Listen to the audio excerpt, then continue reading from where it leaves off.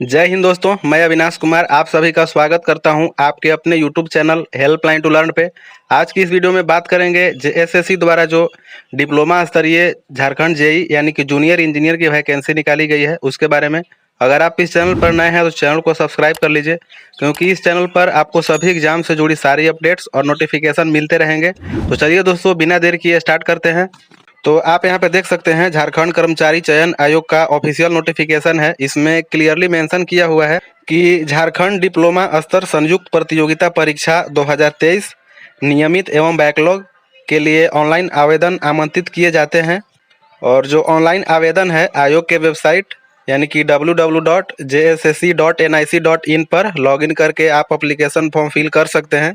बात करें अगर परीक्षा शुल्क का, तो इसके लिए कुल 100 रुपये परीक्षा फीस के रूप में लिया जा रहा है। हालांकि परीक्षा शुल्क में कुछ छूट भी दी जा रही है, लेकिन इसके लिए कुछ क्राइटेरिया फिक्स की गई है, जो कि झारखंड राज्य के अनुसूचित जनजाति एवं अनुसूचित जाति के अभ्यर्थियों के लिए जो परीक्षा शुल्क है वो सिर्फ 50 रुपये लिया जाएगा। यानी कि एससी और एसटी कैटेगरी के कैंडिडेट के लिए जो एग्जामिनेशन फी है वो सिर्फ 50 रुपये लिए जाएंगे। और ये जो वैकेंसी आई है ये 2021 में इसका एग्जामिनेशन हो चुका था, तो उस एग्ज़ाम के रिगार्डिंग भी कुछ मेंशन किया हुआ है। इसमें आप लोग देख सकते हैं कि झारखंड डिप्लोमा स्तर संयुक्त प्रतियोगिता परीक्षा 2021 में सम्मिलित वैसे आवेदकों को इस विज्ञापन की शर्तों यथा शैक्षणिक योग्यता, निर्धारित आयु सीमा तथा अन्य अर्हताओं के अंतर्गत पुनः आवेदन देना होगा, किंतु इसके लिए उन्हें पुनः परीक्षा शुल्क नहीं देना होगा। यानी कि वैसे कैंडिडेट जो कि पिछली बार एग्जाम दिए थे उनको एग्जामिनेशन फी नहीं पेमेंट करना होगा। जब आप एप्लीकेशन फॉर्म फिल कीजिएगा तो आपको स्टार्टिंग में ही अपना रजिस्ट्रेशन नंबर और जो डेट ऑफ बर्थ है वो फिल कर देना होगा। और बात करें अगर रिक्तियों के विवरण का, तो इसमें जो अलग अलग पोस्ट है उसके लिए अलग अलग रिक्तियाँ हैं। जिस पद के लिए आप एलिजिबल होंगे उस पद के लिए आप देख लीजिएगा कितना वैकेंसीज है, तो फॉर्म फिलअप करने से पहले अपना वैकेंसी चेक कर लीजिएगा।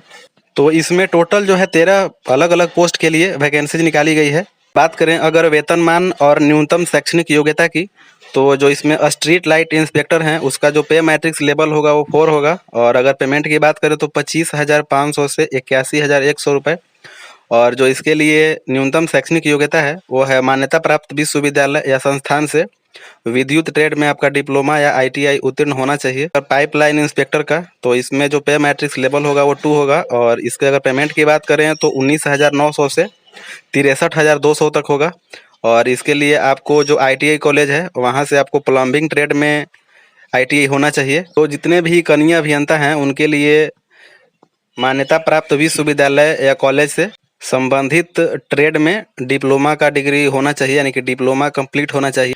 और जितने भी कनीय अभियंता हैं उनका जो पे मैट्रिक्स लेवल है वो 6 है। और इनकी अगर पेमेंट की बात करें तो 35,400 से 1,12,400 तक है। और आप जिस पोस्ट के लिए अप्लाई करेंगे उससे संबंधित विषय में आपका जो डिप्लोमा का डिग्री है वो कंप्लीट होना चाहिए। और जो न्यूनतम शैक्षणिक योग्यता है उसमें जो अभ्यर्थियों को आयोग में आवेदन प्राप्त होने की अंतिम तिथि तक वांछित न्यूनतम शैक्षणिक योग्यता उत्तीर्ण होना अनिवार्य होगा। यानी कि जिस दिन फॉर्म फिलअप होने का लास्ट डेट है उस दिन तक आपका डिप्लोमा का डिग्री कंप्लीट हो जाना चाहिए, तभी आप फॉर्म फिल कर पाएंगे। जो इसमें सभी पोस्ट जो हैं उसके लिए न्यूनतम उम्र सीमा की जो गणना की जाएगी उसके लिए संदर्भ दिया हुआ है 1/8/2023। और अधिकतम उम्र सीमा की जो गणना के लिए संदर्भ दी गई है वो है 1/8/2019। अगर इसमें न्यूनतम उम्र सीमा की बात की जाए तो वो है 18 वर्ष। और अधिकतम उम्र सीमा जो है अलग अलग कैटेगरी वाइज अलग अलग है। जैसे कि अनारक्षित एवं आर्थिक रूप से कमजोर यानी कि ईडब्ल्यूएस जो कैटेगरी है उसके लिए 35 वर्ष है। और अत्यंत जो पिछड़ा वर्ग ओबीसी 1 और ओबीसी 2 इसके लिए 37 वर्ष है पुरुष के लिए। और अगर बात की जाए महिला कैंडिडेट के लिए तो इसमें अनारक्षित आर्थिक रूप से कमजोर वर्ग और अत्यंत पिछड़ा वर्ग 1 और 2 दोनों के लिए 38 वर्ष है। और अनुसूचित जनजाति और अनुसूचित जाति यानी कि एससी और एसटी के जो पुरुष और महिला दोनों कैंडिडेट हैं उनके लिए जो एज है वो 40 वर्ष है। वैसे कैंडिडेट जो कि निःशक्त यानी कि डिसेबल्ड हैं और 40% डिसेबिलिटी के साथ अगर उनके पास सर्टिफिकेट है तो उनको 10 वर्ष का एक्स्ट्रा रिलैक्सेशन दिया गया है, यानी कि 10 वर्ष की उन्हें अधिकतम छूट दी गई है। और अगर फॉर्म फिलअप करने के प्रोसेस की बात की जाए तो आपको सबसे पहले आवेदन पत्र भरने के लिए सर्वप्रथम आयोग के वेबसाइट जो कि www.jssc.nic.in है पर आपको जाना होगा और वहाँ पे वो जो online application form for JDLCC 2023 होगा, उस पर क्लिक करना होगा और उसके बाद अपना रजिस्ट्रेशन करना होगा।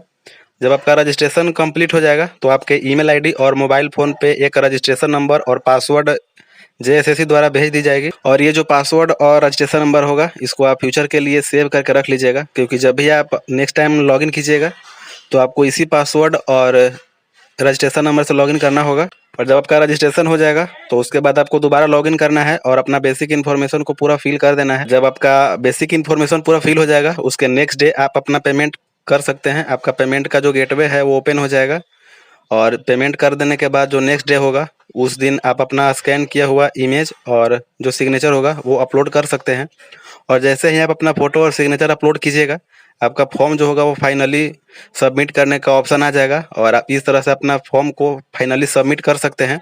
और फॉर्म को सबमिट करने के बाद जो उसका प्रिंट आउट होगा वो आप ज़रूर ले लीजिएगा, क्योंकि फ्यूचर में आपको ये कभी भी काम आ सकता है। और अगर बात की जाए आवेदन प्रक्रिया पूर्ण करने की जो विभिन्न तिथियां हैं उसके बारे में, तो जो रजिस्ट्रेशन करने तथा सूचना दर्ज करने हेतु जो डेट है वो है 25/5/2023 से 24/6/2023।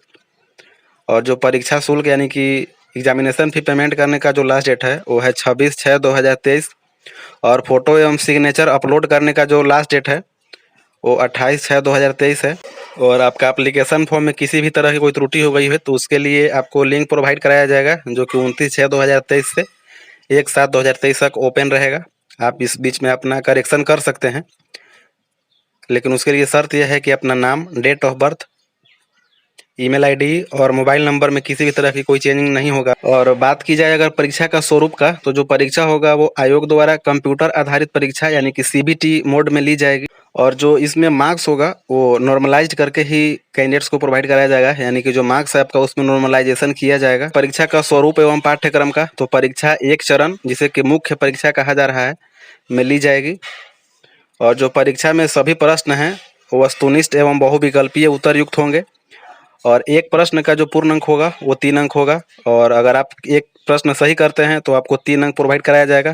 एक क्वेश्चन गलत करते हैं तो उसके लिए आपको दंड स्वरूप 1 नंबर काट लिया जाएगा, यानी कि 1 नंबर की कटौती कर ली जाएगी।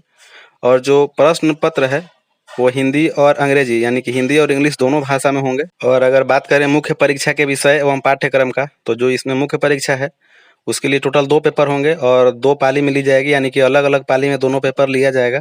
तो जो प्रश्न पत्र 1 है इसमें टोटल 120 क्वेश्चन रहेंगे और इसके लिए आपको 2 घंटे का समय दिया जाएगा। और इसमें अगर बात करें टॉपिक की, तो पहला टॉपिक है सामान्य अभियांत्रिकी, जिससे कि 80 प्रश्न और सामान्य ज्ञान से टोटल 40 प्रश्न रहेंगे। अगर प्रश्न पत्र 2 की बात करें तो इसमें जो विषय होगा वो अभियांत्रिकी होगा और इसमें टोटल 120 प्रश्न होंगे और इसके लिए भी आपको 2 घंटे का समय दिया जाएगा। तो इसमें देख लेते हैं कि अलग अलग पोस्ट के लिए क्या सिलेबस आपको कवर करना है। तो जो कनीय अभियंता विद्युत का है उसके लिए विद्युत अभियंत्रण, कनीय अभियंता असैनिक, सिविल अभियंत्रण, और कनीय अभियंता यांत्रिक, यांत्रिक अभियंत्रण, और कनीय अभियंता कृषि अभियंत्रण, इसके लिए आपका कृषि अभियंत्रण, और मोटरयान निरीक्षक जो हैं उनके लिए यांत्रिकी और ऑटोमोबाइल अभियंत्रण विषय से परीक्षा में जो प्रश्न होगा वो पूछा जाएगा। अगर मुख्य परीक्षा के जो पाठ्यक्रम है उसका बात करें तो जो पेपर 1 है उसमें सामान्य अभियांत्रिकी से प्रश्न आएंगे और इसमें जो टॉपिक्स हैं वो civil engineering part A, structural engineering, electrical engineering part B और मैकेनिकल इंजीनियरिंग पार्ट सी। इसमें जो सामान्य ज्ञान है उसकी अगर बात करें तो सामान्य अध्ययन पहला टॉपिक है। इसमें मेन रूप से आपको झारखंड, भारत और पड़ोसी देशों के संबंध में विशेष रूप से यथासंभव प्रश्न पूछे जा सकते हैं, जिसमें कि समसामयिक विषय यानी कि करेंट अफेयर्स, भारत का इतिहास, संस्कृति, भूगोल, पर्यावरण, आर्थिक परिदृश्य, स्वतंत्रता आंदोलन, भारतीय कृषि तथा प्राकृतिक संसाधनों की प्रमुख विशेषताएं एवं भारत का संविधान जैसे संबंधित टॉपिक से प्रश्न पूछे जाएंगे। इसमें जो है झारखंड पे मुख्य रूप से फोकस किया जाएगा, जैसे कि झारखंड की सभ्यता हो गई, संस्कृति, भाषा, स्थान, खान खनिज, उद्योग, भूगोल एवं इतिहास, राष्ट्रीय आंदोलन में झारखंड का योगदान, साहित्य विकास योजनाएं, खेल खिलाड़ी जैसे कुछ इंपॉर्टेंट टॉपिक्स, सामान्य विज्ञान, सामान्य गणित, मानसिक क्षमता जांच और कंप्यूटर का जो बेसिक नॉलेज है वो आपको होना चाहिए, उससे भी संबंधित कुछ प्रश्न पूछे जाएंगे। और जो पेपर 2 है यानी कि अभियांत्रिकी का, इसमें अलग अलग पोस्ट का जो सिलेबस है वो अलग अलग है। तो सबसे पहले बात करें जो सब्जेक्ट है सिविल इंजीनियरिंग का, तो इसमें जो टॉपिक्स कवर करने हैं वो है building materials, estimating, costing and valuation, surveying, soil mechanics, hydraulics, irrigation engineering, transportation engineering, environmental engineering, structural engineering, theory of structures, concrete technology, RCC design and steel design.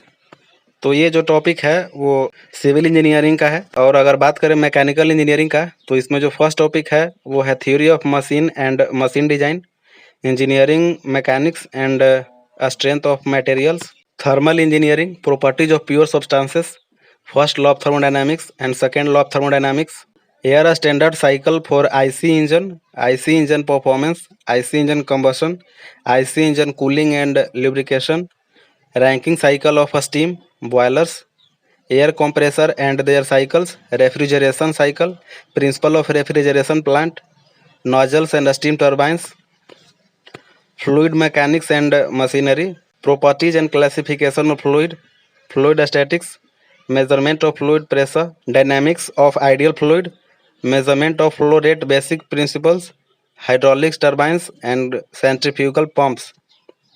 और production engineering, इसमें classification of steel के बारे में आपको जो study करना होगा। Mechanical trade का जो सिलेबस है वो इतना ही है। और अगर जो अगला ट्रेड है उसकी बात करें, यानी कि इलेक्ट्रिकल इंजीनियरिंग का, इसमें जो फर्स्ट टॉपिक है वो करना है मूल धारणा, परिपथ निगम, चुंबकीय परिपथ, एसी मूल सिद्धांत, मापन एवं मापक यंत्र, वैद्युत यंत्र, किलोवाट मोटर और एकल प्रावस्था प्रेरणी मोटर, निर्धारण और लागत, वैद्युत ऊर्जा का उपयोग, मूलभूत इलेक्ट्रॉनिक्स। इलेक्ट्रिकल ट्रेड का सिलेबस है वो इतना ही है। और अगर बात करें अगले ट्रेड का, यानी कि एग्रीकल्चर इंजीनियरिंग का, तो इसमें आपको जो टॉपिक कवर करने होंगे वो होंगे surveying and levelling, hydrology, water resources in India, efficiency of water, potence of farm equipments, biochemical and engineering properties of biological materials, greenhouse technology and types of greenhouses. तो agriculture trade का जो syllabus है इतना ही है। और अगर बात करें अगले ट्रेड का, जो कि ऑटोमोबाइल्स इंजीनियरिंग है, तो इसमें जो पहला टॉपिक है वो thermal engineering, manufacturing process, applied mechanics, mechanical engineering materials, machine drawing, strength of materials, automotive engine and autotronics, computer programming, theory of machine, quality control, automotive equipment and maintenances, automotive design, motor vehicle technology, industrial engineering, automotive emotion and control system, special purpose vehicle and equipments, mechatronics, heating, ventilation and air conditioning. Automobile का syllabus है वो इतना ही है। और अगर बात की जाए street light inspector and pipeline inspector के पदों के लिए जो सीधी नियुक्ति की जाएगी, उसका मुख्य परीक्षा का जो सिलेबस है उसके बारे में, तो इसके लिए जो मुख्य परीक्षा में पेपर होगा वो सिर्फ एक ही पेपर होगा और परीक्षा सिर्फ एक ही पाली में ली जाएगी। और प्रश्न पत्र जो होगा वो 3 घंटे का होगा। प्रश्न पत्र इसमें 1 है, उसमें कुल 180 प्रश्न होंगे और इसके लिए आपको टोटल जो टाइम दिया जाएगा वो 3 घंटे का दिया जाएगा। तो इसमें जो आपको टॉपिक कवर करने हैं वो हैं सेवा संवर्ग, पद के लिए गठित सेवा या संवर्ग, नियमावली में परीक्षा से संबंधित जो विषय हैं उसमें टोटल 120 प्रश्न होंगे और सामान्य ज्ञान के 60 प्रश्न होंगे। और जो परीक्षा के विषय हैं उसकी बात की जाए तो स्ट्रीट लाइट इंस्पेक्टर का जो विषय होगा वो विद्युत व्यवसाय होगा और पाइपलाइन इंस्पेक्टर का जो विषय होगा वो प्लम्बिंग व्यवसाय होगा। मुख्य परीक्षा का जो पाठ्यक्रम उसकी बात की जाए स्ट्रीट लाइट इंस्पेक्टर का, तो इसमें scope of electrician trade, safety rules and safety science, types of working and fire extinguishers, allied trades, marking tools, seats, metal tools, underground cables and Ohm's law. तो जो स्ट्रीट लाइट इंस्पेक्टर का syllabus है वो इतना ही है। और अगर बात की जाए पाइपलाइन इंस्पेक्टर का, तो इसमें प्लम्बिंग ट्रेड में आपका डिग्री होना चाहिए। और अगर इसके टॉपिक की बात करें तो इसमें importance of safety and general precautions required for the trade, types of the work to be done by trainees in the institute, carpenters works, gas welding, domestic drainage system, bill of quality and estimation. तो इसमें जो सामान्य ज्ञान के प्रश्न पूछे जाएंगे वो कनीय अभियंता वाले जो सामान्य ज्ञान में प्रश्न पूछे जाएंगे वही प्रश्न इसमें भी पूछे जाएंगे। तो जो दोनों का प्रश्न वो सामान्य ज्ञान का होगा वो सेम ही होगा। अगर बात करें मेरिट लिस्ट का, तो मुख्य परीक्षा का आधार पर ही मेधा सूची का निर्माण किया जाएगा। आयोग द्वारा आयोजित मुख्य परीक्षा के उपरांत जो प्रश्न पत्र 1 एवं प्रश्न पत्र 2 है के विषयों में प्राप्तांक के योगफल आधार पर सामान्य मेधा सूची यानी कि कॉमन मेरिट लिस्ट तैयार की जाएगी और कोटिवार रिक्त पदों की संख्या के अनुसार अभ्यर्थियों का चयन किया जाएगा। और स्ट्रीट लाइट इंस्पेक्टर और पाइपलाइन इंस्पेक्टर का जो पद है उसके लिए मेरिट लिस्ट जो बनाई जाएगी वो सिर्फ पेपर 1 यानी कि सिर्फ एक ही पेपर के आधार पर तैयार की जाएगी। और परीक्षा में निम्न या न्यूनतम अर्हतांक से कम अंक पाने वाले अभ्यर्थियों को मेधा सूची में शामिल नहीं किया जाएगा। तो उसका लिस्ट नीचे दिया हुआ गया है, आप देख सकते हैं।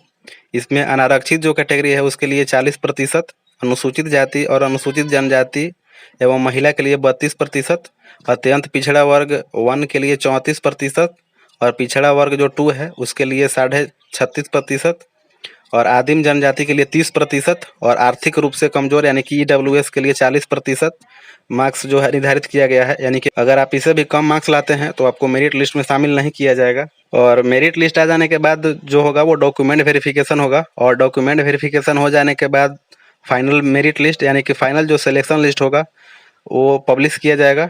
तो आप सभी के लिए काफ़ी अच्छा मौका है, आप सब अच्छे से स्टडी कीजिए और अधिक से अधिक मार्क्स लाकर फाइनल जो सिलेक्शन लिस्ट उसमें अपना एक सीट कंफर्म कीजिए।